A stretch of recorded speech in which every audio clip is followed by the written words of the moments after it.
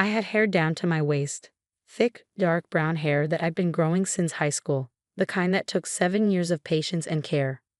My grandmother used to braid it for me when I was younger, weaving flowers into it on special occasions, telling me I looked like a princess from her childhood storybooks.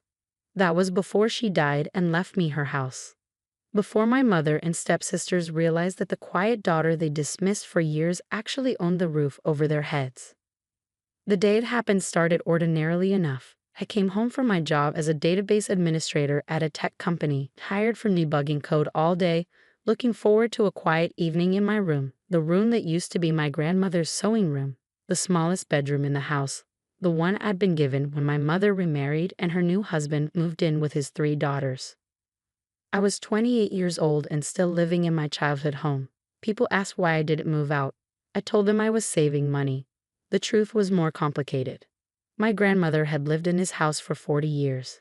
When she died 2 years ago, she left it to me, not to my mother. The will reading had been tense. My mother had expected to inherit. She'd already been planning renovations, talking about which walls she'd knock down. Instead, the attorney read my name. The house, the property, everything, all mine. My mother had been furious but said nothing at the reading.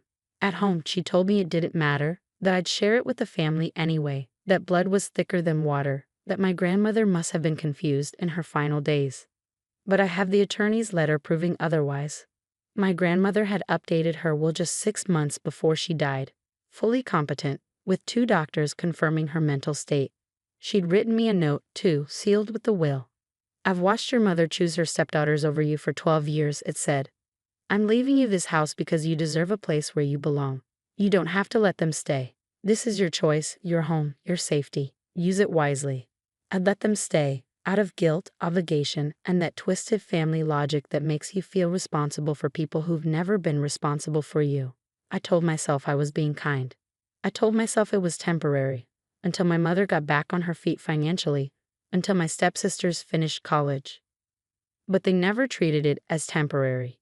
They treated it as theirs, redecorated, painted, changed things, acted like I was the guest in my own house. That day, I came home to find him in the living room, my mother, her husband Ron, and his 3 daughters, Amanda, Kelly, and Jessica. All of them were drinking wine, celebrating something, laughing loudly. There she is, Amanda said when I walked in. She was 25, worked in retail, and spent most of her paycheck on clothes and makeup. We were just talking about you. I should have gone straight to my room. Some instinct told me to leave, but I was tired, and I just wanted some water. I thought I could walk past them. Your hair is so long, Kelly said. She was 23, between jobs again, sleeping until noon most days. It's kind of ridiculous, honestly. Makes you look like you're trying too hard. It's nice to have something consistent, I said quietly, moving toward the kitchen. You know what would be funny? Jessica said. She was 21, the youngest, the one who filmed everything for social media. We should give you a makeover, a real one. Something modern. I'm fine, thanks. No, seriously. Amanda stood up, and there was something in her eyes that made my stomach tighten. You need an update. Come on, it'll be fun. I'm going to my room. My mother stood up then. Don't be rude. Your sisters are trying to help you. They're not my sisters. The room went silent. I'd never said it out loud before. 12 years of pretending, of accepting the label, of being told to include them, to share with them, to treat them like family. That's incredibly hurtful, my mother said, her voice cold. After everything we've done for you, living in this house, eating our food, benefiting from this family. This is my house, I said quietly. Grandma left it to me. This is our family home, Ron said, speaking up for the first time. Your grandmother would be ashamed of how selfish you've become. I turned to leave. Amanda grabbed my arm. Let go, I said. Not until you apologize.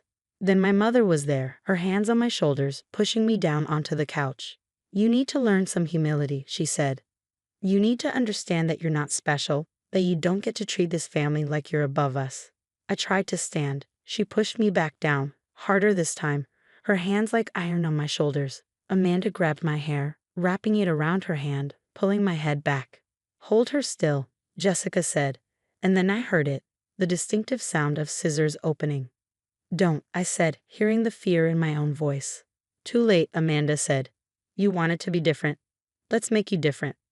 The first cut was 10 inches. I felt it. The sudden lightness, the shift in balance, the strands sliding past my face and falling onto my lap. Kelly was laughing. Jessica was filming, her phone held high, capturing everything. Ron watched from his chair, doing nothing, saying nothing. My mother held me down while Amanda cut. Not styling, not shaping, just cutting. Grabbing handfuls and hacking them off with kitchen scissors. 7 years of growth gone in minutes. My grandmother's braids, the princess hair from storybooks, reduced to jagged clumps scattered across my jeans. I didn't fight back. I could have. I'd taken self-defense classes. I was stronger than I looked. But I stayed still, stayed quiet, and let them do it while I planned. When they finished, my hair was destroyed. Uneven chunks, some 3 inches long, others 6, some nearly to my scalp. I looked like someone had attacked me, because someone had. There, Amanda said, stepping back to admire her work. Much better, more realistic. You should thank us, Kelly added. We just saved you years of trying to be something you're not. Jessica was still filming. This is going to be hilarious on TikTok, giving my stepsister a reality check. I stood up slowly. Hair fell from my lap onto the floor. I looked at my mother, who finally released me and stepped back, arms crossed, face blank, showing no remorse. You needed that, she said. You needed to be brought down a level. I walked to my room without speaking, locked the door, looked in the mirror at what they'd done. Then I opened my laptop and sent 3 emails. The first was to Sarah Martinez, the property attorney who'd handle my grandmother's will. I need to begin eviction proceedings for unauthorized occupants. How quickly can we move?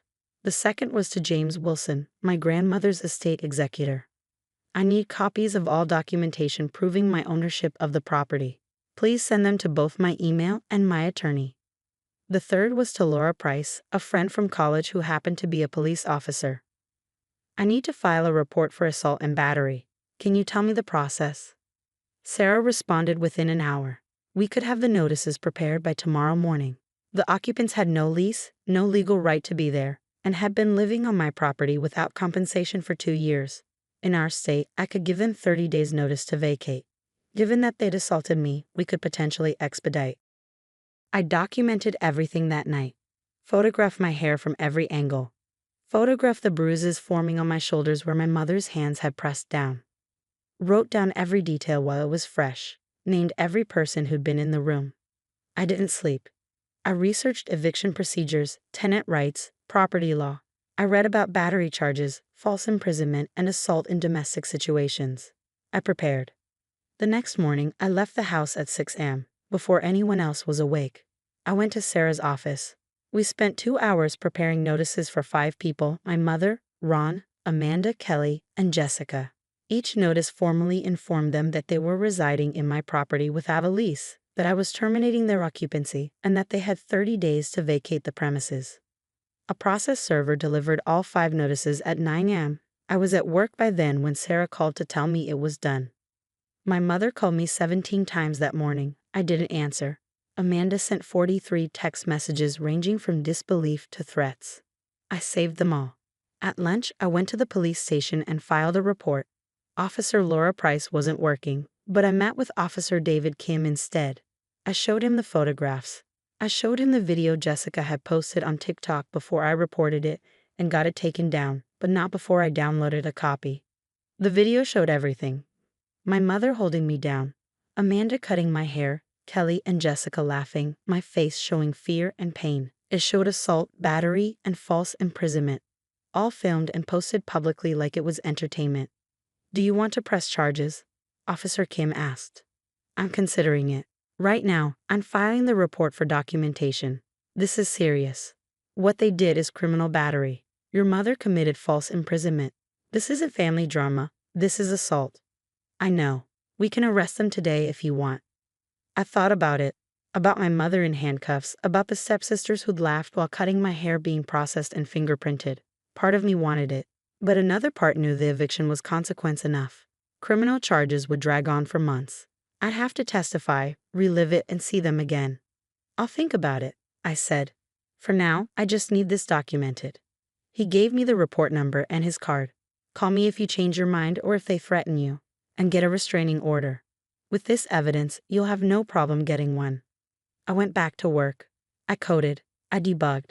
I acted normal while my phone exploded with messages from people demanding to know what I was doing, how I could do this to family, where they were supposed to go. That evening, I didn't go home. I stayed with a friend, giving my mother and stepsisters time to process, to pack, to plan. I gave them space to be angry without me there to target. 3 days later, Sarah called. They're refusing to leave. They're saying this is their home, that they have rights, that you can't evict family. Can we proceed with formal eviction? Yes. We'll file with the court. Given the assault and the video evidence, we can request expedited proceedings. The judge will likely give them the minimum required notice. We filed. The court date was set for 2 weeks later. My mother hired a lawyer, someone who took her money and then explained that she had no case, no lease, no ownership, no legal right to the property. The assault actually worked against her, proving a hostile environment that justified my need to remove them. The hearing lasted 20 minutes. The judge reviewed the evidence, my ownership documents, the assault report, the video, the eviction notices. He ruled in my favor. 30 days from the original notice, which meant they had 2 weeks remaining. But we're family, my mother said, standing up in court. She's my daughter. And this is her property, the judge said. You assaulted her in her own home. You're lucky she's not pressing criminal charges. You have 2 weeks to find alternative housing. If you're not out by then, the sheriff will remove you. They left the courthouse without looking at me. I changed the locks the day after the deadline. They'd finally left, taking most of their belongings, but leaving the house in disrepair. Holes in walls, damaged floors, missing items that had belonged to my grandmother. I documented it all and sent them a bill for damages. They ignored it. My mother tried to reconcile 3 months later. She called from a number I hadn't blocked, crying, saying she was sorry, that she'd been stressed, that she hadn't meant it, that family was forever. You held me down while someone cut my hair with kitchen scissors, I said. You told them to film it. You posted it online. You laughed. I was angry. You were being ungrateful. I owned the house you were living in rent-free. I let you stay out of obligation, and you assaulted me. Where are we supposed to go? That's not my problem anymore. She'd moved into a 2-bedroom apartment with Ron. The stepsisters had scattered, living with boyfriends and friends, cycling through temporary housing. None of them had stable situations. None of them had ever learned to support themselves because they'd always had my grandmother's house as a safety net. Now they didn't. I lived alone in the house for the first time in my life, painted my room, turned my grandmother's old room into an office, planted a garden, made it mine. My hair grew back slowly, about 6 inches a year. I kept it shorter now, just past my shoulders, easier to manage. I didn't need it down to my waist anymore. I didn't need to be the girl from my grandmother's storybooks. I needed to be the woman who owned her own house and didn't let people assault her without consequences. A year after the eviction, Jessica tried to apologize. She said she'd matured, that she understood now what they'd done was wrong and wanted to make amends. Did you apologize because you realized it was wrong? I asked. Or because you need something? She hesitated too long. That's what I thought. I didn't hear from any of them again. 2 years after everything, I still lived in my grandmother's house, my house. I'd made it beautiful, filled it with plants and light and peace. Sometimes I'd stand in the kitchen where she used to make tea and tell stories, and I'd thank her for seeing clearly, for giving me a way out, for leaving me the house that became my freedom. She'd known what my mother was. She'd known what would happen. She'd given me the tools to protect myself. Some people say I should have forgiven them, that family is family, that holding grudges hurts everyone. But forgiveness isn't required for assault. Boundaries aren't cruel. And family who holds you down while someone attacks you isn't family worth keeping. My grandmother taught me that. She left me more than a house. She left me permission to choose myself.